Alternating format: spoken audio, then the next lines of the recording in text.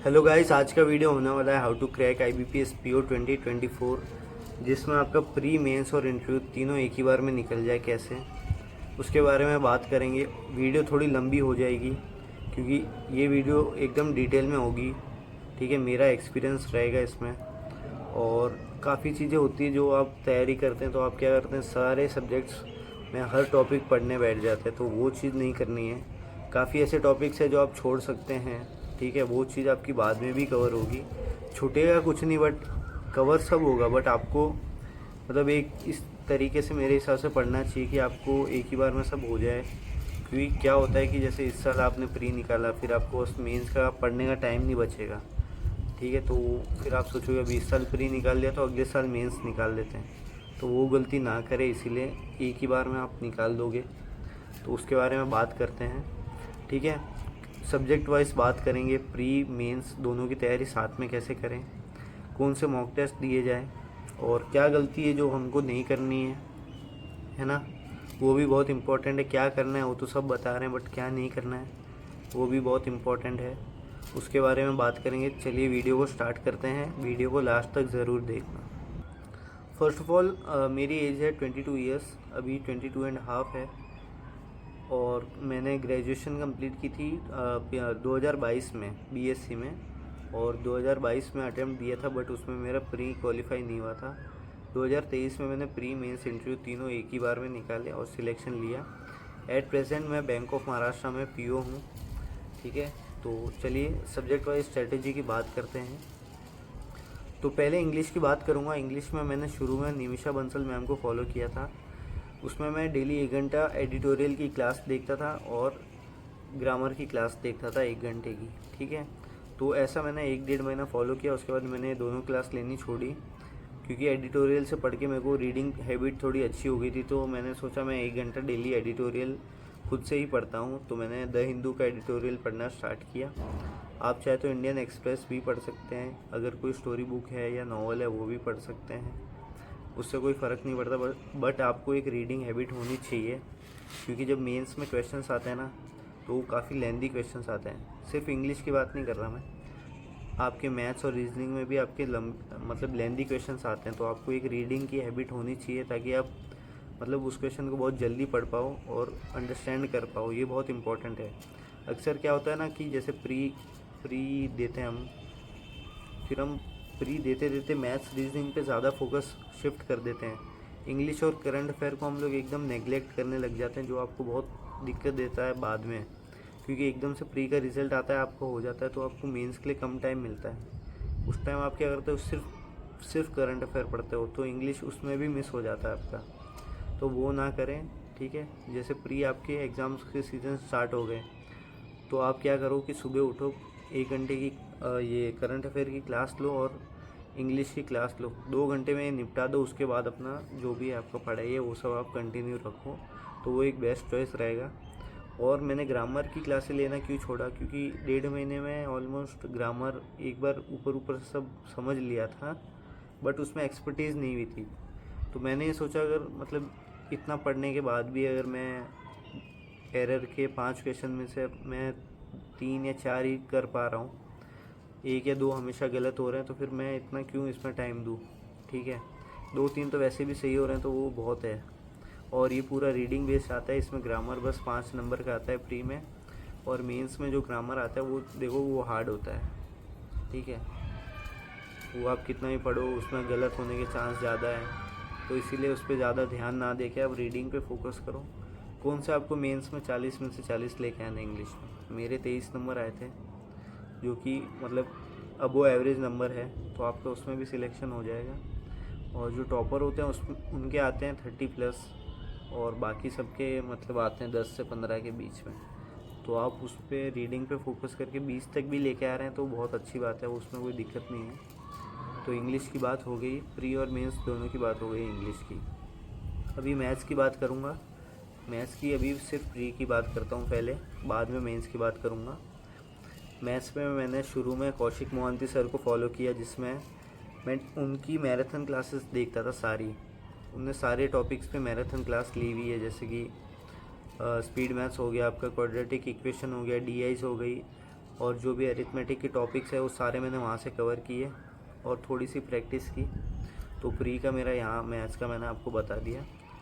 और अभी करते हैं रीजनिंग की बात। तो रीजनिंग में लॉर्ड अंकुश लांबा सर, बस मैंने उनको प्री मेंस सिर्फ उनको फॉलो किया और उसकी वजह से मेरी एक्यूरेसी काफ़ी अच्छी रही मेंस में।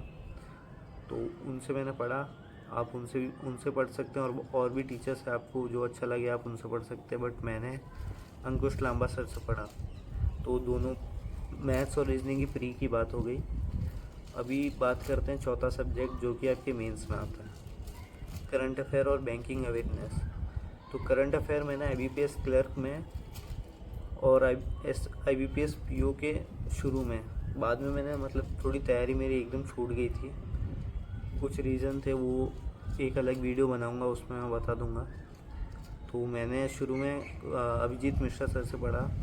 काफ़ी अच्छा सर पढ़ाते हैं। सर के पास हर बैंकिंग टर्म पे एक पर्सनल एग्जाम्पल रहता है, तो वो आपको बहुत हेल्प करेगा, बहुत आपका इंटरेस्ट उसमें बिल्ड होगा। तो बैंकिंग अवेयरनेस और करंट अफेयर दोनों मैंने शुरू में अभिजीत मिश्रा सर से पढ़ा था और मेरे IBPS क्लर्क मेंस में आए थे 19.25 आउट ऑफ 50, जो कि ये काफ़ी अच्छा स्कोर है। ठीक है, मतलब 25 तक लोगों के आते हैं नंबर, उससे ज़्यादा बहुत कम बच्चों के आते हैं। तो जो 20 से 25 लेके आ रहा है तो वो काफ़ी अच्छा है, इतने बहुत नंबर होते हैं।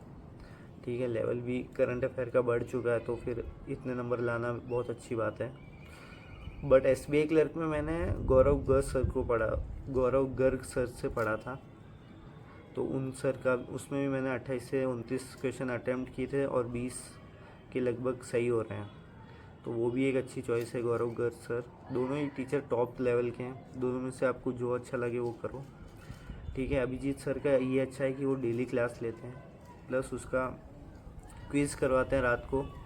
ठीक है, गौरव गर्ग सर का एक अच्छी चीज़ लगती है कि वो बैंकिंग अवेयरनेस का अलग से उनकी मंथली वीडियो आती है, कम मतलब मैराथन क्लास, और बेस्ट 300 क्वेश्चंस की वो भी एक अलग क्लास आती है। बट इसमें क्या है कि सर के रिकॉर्डेड क्लास आते हैं, तो जैसे डेली करंट अफेयर क्लास नहीं होती सर की। और अगर आपकी जैसे मान लो 15 अक्टूबर को एग्ज़ाम है मेंस का, तो फिर आपको वेट करना पड़ेगा कि वो सितंबर की आपकी कब कंबाइन होके वो मैराथन क्लास आती है। उसमें टाइम भी लग सकता है, 12, 13 कभी भी आ सकती है, 10 को भी आ सकती है।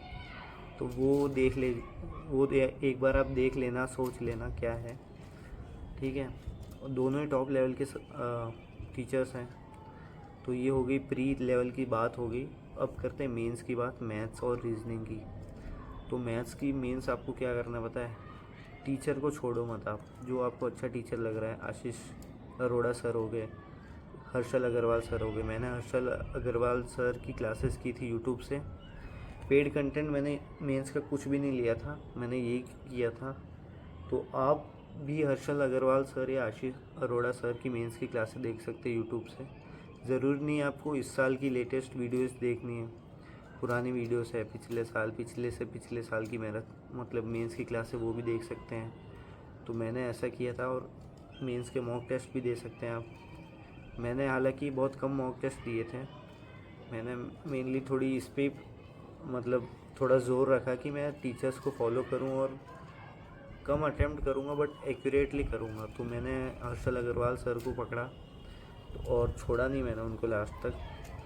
तो ये आपको ज़रूर करना है कि आप देखो कितना भी आप मॉक टेस्ट दो, कुछ भी करो, बट देखो जब तक आप कोई टीचर्स से पढ़ रहे हो ना, तो आपको बहुत वो लाइट फील भी होता है, क्योंकि वहाँ बहुत सारे बच्चे आते हैं। जैसे मान लो आपने कोई सिली मिस्टेक की, तो बहुत सारे बच्चे वो मिस्टेक करते, तो आपको लगता है चलो ठीक है मैं कर रहा हूँ, मतलब आपको ये डाउट नहीं होगा कि यार मुझसे होगा नहीं, यार मैं तो ऐसी ऐसी मिस्टेक्स कर रहा हूँ, बाकी बच्चे भी कर रहे हैं। और कॉन्फिडेंस भी आएगा कि यार हाँ इतने बच्चे पढ़ रहे हैं, मुझे भी पढ़ना चाहिए। अकेले क्या होता है ना, जैसे आप मॉक टेस्ट दे रहे हो, उसमें कोई अतरंगी क्वेश्चन नहीं आ गया, अब आप उस पर पूरा दिन निकाल रहे हो, और जब मेंस में वैसे ही टाइप का क्वेश्चन आएगा वहाँ भी वो आपसे नहीं बनेगा, तो क्या मतलब हुआ। आपसे जितना हो रहा है, जो आपके अच्छे टॉपिक्स है आप उसको स्ट्रॉन्ग करो ना। ठीक है, अगर आप यूट्यूब से क्लास ले रहे हो तो ऐसा कोई क्वेश्चन आता तो सर समझा देंगे, तो आपका उसमें टाइम भी बचेगा। तो ये आई थिंक एक स्मार्ट वर्क है। ठीक है, आई नो कि हर कोई मतलब क्लासेस लेता नहीं है मेंस के टाइम में, बट सिलेक्शन उनका भी होता है।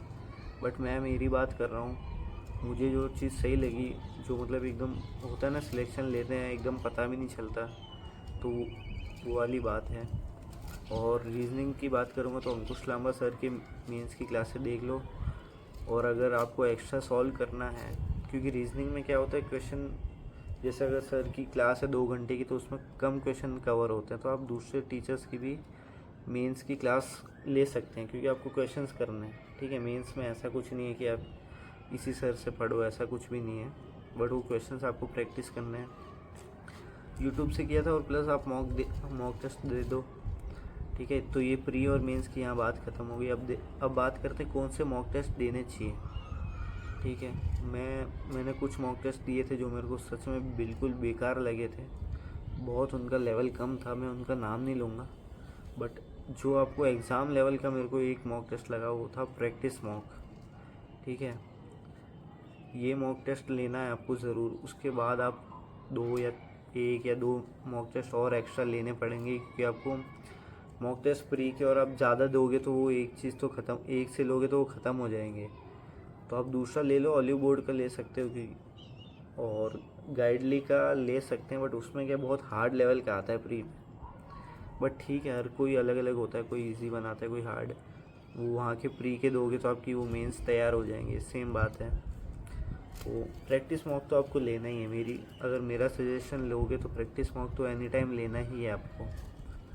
स्मार्ट कीड़ा ये भी ले सकते हैं, अड्डा के, और जो भी अगर आपको सेकेंडरी आपको पसंद आए तो आप लो। फ्री मॉक टेस्ट एक बार दे दो, ठीक है, तो उस हिसाब से ले लो। ये बात हो गई कि आपको क्या पढ़ना है। और शुरू में जैसे मैंने आपको बताया क्या क्या आपको छोड़ना है, वो भी बहुत इंपॉर्टेंट है। हर चीज़ आपको नहीं पढ़नी है सिलेक्शन लेने के लिए, तो क्या चीज़ छोड़नी है। इंग्लिश का मैंने आपको बता दिया, आप रीडिंग पे एक टाइम के बाद रीडिंग पे स्विच करो। बाकी जो भी ग्रामर वगैरह है वो सब से एक बार स्किप कर देना आपको। ठीक है, वो आप मॉक टेस्ट दोगे, वहाँ से प्रैक्टिस हो जाएगी, उतना इनफ है आप, क्योंकि जितना आपसे अभी हो रहा है उतना आपसे बाद में भी उतना ही होगा। ठीक है, मेंस में भी उतना ही होगा। तो वो एक लैंग्वेज है, तो उसको लैंग्वेज की तरह ही ट्रीट करना चाहिए। और इंग्लिश की बात हो गई, अभी मैथ्स की बात करता हूँ। तो बहुत लोगों का ये होता है कि एरिथमेटिक उनसे नहीं होती है। तो देखो ठीक है, कोई बात नहीं होती, तो पहली बात तो स्पीड मैथ्स पे आपको बहुत अच्छा काम करना है। जैसे अगर मेंस में रॉन्ग नंबर सीरीज़, ये मिसिंग नंबर सीरीज़, और जैसे क्वाड्रेटिक इक्वेशन पे, डीआई पे, तो ये चीज़ आप मेक श्योर करो कि आपकी स्ट्रॉन्ग हो। ठीक है, और एरिथमेटिक भी आपको कंप्लीट नहीं छोड़ना है। जैसे परसेंटेज हो गया, रेशियो हो गया, एवरेज हो गए, और पाइप एंड सिस्टम, ट्रेन, और बोट एंड स्ट्रीम, ये 6 है। ये थोड़े अच्छे टॉपिक्स है, इजी है, इसमें कुछ ज़्यादा टेक्निकल नहीं है, तो अब ये अच्छे कर लो। जैसे बाद में मिक्सचर एलिगेशन हो गया, SICA हो गई, प्रॉफिट लॉस हो गया, अब ये आपसे होते हैं तो आप करो, अच्छा है। ठीक है, अगर नहीं होते तो भी इतना अपने आप को वो फील मत करो कि यार ये नहीं हो रहा तो मुझसे नहीं हो पाएगा, क्योंकि अब एक बार सोचो आप कि IBPS PO अगर आपको निकालना है तो आपको मैथ्स में प्री में 35 में से 20 लेके आने हैं। ठीक है, 20-25 लेके आने हैं, उससे ज़्यादा तो मुश्किल है लाना, क्योंकि लेवल आता थोड़ा। तो आप 20-25 में आप ये सब करोगे स्पीड मैथ्स, तो उसमें आपके ये दिक्कत नहीं देगा। और मेंस में वैसे भी आपसे क्वेश्चंस कम अटेम्प्ट होते हैं, तो उसमें आप ये भी स्किप कर सकते, तो उसमें भी कोई दिक्कत नहीं है। ठीक है, तो इसका मैंने बता दिया। बट आप एरिथमेटिक में ये जो 6 बताए थे मैंने आपको, percentage, ratio, average, boat and stream, time, speed and distance, train, ये आप ना थोड़ा प्रैक्टिस करो, क्योंकि इजी टॉपिक है, ये हो जाते हैं। ठीक है, ये चीज़ करो। और रीजनिंग की बात करूँगा तो देखो, मैंने ये क्रिटिकल रीजनिंग कम्प्लीटली स्किप कर दी थी। शुरू में मैंने कोशिश की थी कि मैं इसको पढूँ, थोड़ा यूट्यूब से रिसर्च किया था। ठीक है, बट मैंने ये चीज़ देखी कि इसमें एक्यूरेसी बन ही नहीं रही मेरी। क्लासें ले रहा हूँ फिर भी नहीं बनती, मॉक में अटैम्प्ट करता हूँ फिर भी नहीं बनती, तो मैंने वो मेंस में कभी अटैम्प्ट किया ही नहीं। क्वेश्चन आया तो मैंने देखते ही उसको स्किप कर दिया। क्लर्क के एग्ज़ाम होता है ना, उसमें आप अटैम्प्ट कर सकते हो। ठीक है, क्योंकि उसमें थोड़ा इजी आता है, बट PO में थोड़ा सा टेक्निकल आएगा, कहीं ना कहीं वो आपको फंसा देगा, जहाँ आपकी एक्यूरेसी बिगड़ जाएगी, तो वो कोई मतलब नहीं है। तो ये चीज़ आपको मैंने बता दी, आपको ये चीज़ें छोड़नी है। और करंट अफेयर में अगर आपको छोड़ने की बात करूँगा तो आप ज़्यादा फोकस रखो बैंकिंग अवेयरनेस पे, ठीक है। बाकी जैसे बुक्स, ऑथर्स हो गए, फेस्टिवल्स हो गए, ये सब चीज़ें आप छोड़ सकते हो मेरे हिसाब से, क्योंकि इम्पोर्टेंट डेज हो गए, अभी कितना ही आदमी याद रखेगा, ठीक है। ज़्यादा स्टैटिक में घुसने की इतनी नीड नहीं होनी चाहिए।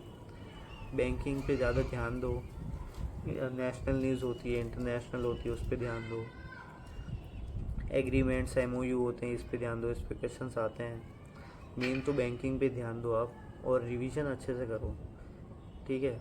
कितना पढ़ रहे हो और रिवीजन नहीं कर रहे ना, वो बहुत दिक्कत देगा। और रिवीजन भी जब करते हो ना, तो मेरे साथ ऐसा होता था कि यार मैं पढ़ने बैठा तो मैं लाइन टू लाइन रटने की कोशिश करता था। वो नहीं करना है भाई, वो किसी से होगा ही नहीं। वो करते तो वो यार बहुत टेंशन होती है, यार ये तो यार याद ही नहीं हो रहा है। बट वो चीज़ नहीं करनी है आपको। सर पढ़ा रहे हैं, सुना, रात को टाइम मिला तो पढ़ लिया। अब जैसे प्री के एग्ज़ाम आ रहे हैं तो थोड़ा क्या है, ये छूटने लगेगा रिवीजन। कोई नहीं, हफ्ते में एक बार सैटरडे संडे आप उसका रिवीजन करो, ठीक है। कम्प्लीटली नहीं छोड़ना है आपको, धीरे धीरे धीरे धीरे वो थोड़ा पेन लेते लेते उसको कैसे ना करके साथ में एडजस्ट करो और रिवीजन करते रहो। और रीड कर लो, जैसे ऐसा ज़रूरी नहीं लाइन टू लाइन आपको रटना है, ठीक है। रीड करते रहो, क्योंकि एग्ज़ाम दोगे ना तो वहाँ ऑप्शंस होंगे, तो वो आपको हेल्प करेंगे, ठीक है। तो इसमें आप रीडिंग करते रहो, बस ये देखो कि मैं डेली मतलब इसको रिवाइज कर रहा हूँ, वही रिवीजन है और कुछ भी नहीं है। लाइन टू लाइन आपको रटना नहीं है। जो डेटा है ना उसको थोड़ा उस पर थोड़ा काम करना है, डेटा पे, क्योंकि वहाँ कन्फ्यूजन नहीं होना चाहिए ऑप्शन की वजह से। तो ये चीज़ आपकी हो गई। अब थोड़ी सजेशन पे बात कर लेते हैं कि मुझसे क्या गलती हुई थी, क्या आपको वो गलती नहीं करनी चाहिए। तो सबसे बड़ी गलती कि यार अपने आप को कम नहीं आंकना, ठीक है। मैं जब अक्टूबर नवंबर आया ना, तब मैंने इंस्टाग्राम ऑन कर दिया था। तो चलो वो तो सोशल मीडिया ऑन करना नहीं करना वो उसके बारे में नहीं बोलूँगा। बट जो मेरे आईडी पासवर्ड्स होते थे ना, वो मैं हमेशा SBI क्लर्क, IBPS क्लर्क इस नाम से बनाता। मतलब मैंने PO से उम्मीद छोड़ ही दी थी। मैं अपने मतलब जो इंस्टा ID, स्नैपचैट ID उसके जो पासवर्ड होते थे ना, वो मैं IBPS क्लर्क, SBI क्लर्क के नाम से सेव करता था। मतलब मैं PO, तो मैं सोचता था यार इस साल PO नहीं बन पाऊँगा मैं, तो ये चीज़ नहीं करनी है। ये मैं इसलिए सोचता था क्योंकि RRB, ये मैं इसलिए सोचता था क्योंकि जब मैंने RRB के प्रीज दिए थे ना, वो दोनों मेरे नहीं निकले, तो वो थोड़ा मैं नेगेटिव हो गया, डर गया। तो वो नहीं करना है यार। जब भी जैसे कंपटीशन में हो, रेस में दौड़ रहे हो ना, तो आगे देख के दौड़ना चाहिए, बार बार पीछे मुड़ के नहीं देखना कि यार मुझसे ये नहीं हुआ, मुझसे ये टॉपिक नहीं हो रहा। वो नहीं करना है अपने आप को। मतलब जब तक जून से लेके 1 अप्रैल तक आपको मतलब नेगेटिव सोचना ही नहीं है कि मुझसे होगा कि नहीं होगा, क्योंकि ये सोच के ना मतलब बहुत नेगेटिविटी हो जाती है। प्लस आपको मतलब ट्राई करो इस रेस में ना अकेले ही दौड़ो, ठीक है। ऐसे नहीं कि आप मतलब किसी से डेली बात कर रहे हो या कहीं और जगह टाइम लगा रहे हो, आपका मतलब मेंटल पीस ख़राब हो रहा है, वो चीज़ बहुत गलत होगी। क्योंकि प्री तक तो ये चीज़ चल जाएगी, बट जब मेंस के एग्ज़ाम्स दोगे, उस टाइम जब उसकी तैयारी करोगे तो वो थोड़ा हार्ड एग्ज़ाम है, तो वहाँ आपको मेंटल पीस होना चाहिए, ठीक है। तो ट्राई करो कि मतलब ये जर्नी एक बार कुछ 1 साल 6 महीने या कुछ महीने आप अकेले रह के इसको एक बार जर्नी कंप्लीट कर लो। उसके बाद आपको जहाँ जाना है, जिसके साथ जाना है, वो आप कर सकते हो। बट ये जर्नी थोड़ी हार्ड है, थोड़ी सी टेक्निक। तो अब बात करते हैं कौन सी गलती आपको नहीं करनी, ठीक है। इस चीज़ पे आपको बहुत ज़्यादा ध्यान देने की ज़रूरत है, क्योंकि देखो कंपटीशन है, तैयारी सब कर रहे हैं, मेहनत सब कर रहे हैं। बट जैसे अगर मान लो अभी RRBs के एग्ज़ाम्स है या IBPS क्लर्क का एग्ज़ाम हो, अगर आपका कोई प्री नहीं निकलता है, तो आप ये मत सोचो कि यार मेरा ये प्री भी नहीं निकला तो मैं IBPS PO या SBI PO कैसे बनूँगा, ठीक है। ऐसा नहीं होता है, प्रैक्टिकली ऐसा होता ही नहीं है। जहाँ RRB में क्या होता है, इंग्लिश नहीं होता है, और वहाँ पे क्या है, मार्जिन ऑफ एरर कम है। आपका छोटा मोटा भी मिस्टेक होगी तो आप उसमें रैंक आपकी नहीं आएगी तो आपका वो नहीं निकलेगा। वो एक डिफरेंट थिंग है। IBPS क्लर्क का अलग सीन है, उसमें स्टेट वाइज जाती है कट ऑफ, उसमें हाई कट ऑफ जाती है थोड़ी, क्योंकि एग्ज़ाम का लेवल इजी होता है। किसी की उसमें जैसे इंग्लिश कमज़ोर है तो वो उसके लिए थोड़ा दिक्कत हो जाती है, ठीक है। तो वो ऐसा ना सोचे कि मैं IBPS PO नहीं बन सकता, वो भी गलत है, ठीक है। अगर आप ये इसलिए आपको थोड़ा ध्यान देना कि आप स्पेसिफिक कौन सी वैकेंसी पे मतलब तैयारी कर रहे हो, कौन सी आपको चाहिए। और जैसे IBPS PO चाहिए तो बाकी अगर आपके नहीं भी निकल रहे ना तो उस पर इतना ध्यान मत दो, अपने आप को कोसो मत कि यार मैंने क्या तैयारी की मुझसे, समझ रहे हो। अपने आप को मतलब मोटिवेट ही रखना है आपको, अपने आप को बार बार खींचना नहीं है कि यार मेरे प्री नहीं निकले, यार मैं कैसे निकालूंगा, मेंस कैसे निकालूंगा। ये मैंने गलती की थी। RRB के जब मेरे क्वालिफाई नहीं हुए ना तो मैं मेंस का शुरू में पढ़ता था, जनवरी से लेके जून तक मैंने मेंस का मैं डेली पढ़ता था। बट उसके बाद ऐसा हुआ कि यार इंग्लिश भी छूट गई, प्री नहीं निकला तो इंग्लिश को तो मैंने एकदम स्किप ही कर दिया। करंट अफेयर भी छोड़ दिया पढ़ना, इतना 3-4 महीने से अच्छे से पढ़ाई कर रहा था वो भी, फिर सीधा मैथ्स रीजनिंग पे डेली मतलब प्री के मॉक दे रहा हूँ। मेंस का भी मतलब पूरी तैयारी मेरी ऐसी की तैसी हो गई थी, फिर भी पता नहीं कैसे, फिर भी बट थोड़ा मेंटल मैंने ये सोचा कि चलो अभी मैं इतना प्रैक्टिस नहीं कर पा रहा, मैंने इतनी चीज़ें छोड़ दी, बट जितना पढ़ रहा हूँ उसको रिवीजन करूँगा। और इसीलिए थोड़े मेंस में मेरे मैथ्स और रीजनिंग में कम अटैम्प्ट हो गए थे। मैंने मैथ्स और रीजनिंग में दोनों मिला के 35 मार्क्स का अटैम्प्ट किया था। बट ये चीज़ अच्छी थी कि मेरी एक्यूरेसी अच्छी हो गई थी। जो मेंस की यूट्यूब से क्लास ली थी तो उसकी वजह से मेरी एक्यूरेसी अच्छी हो गई थी, जिसमें मेरे 34.75 नंबर आ गए, मतलब 0.25 नंबर ही कटे।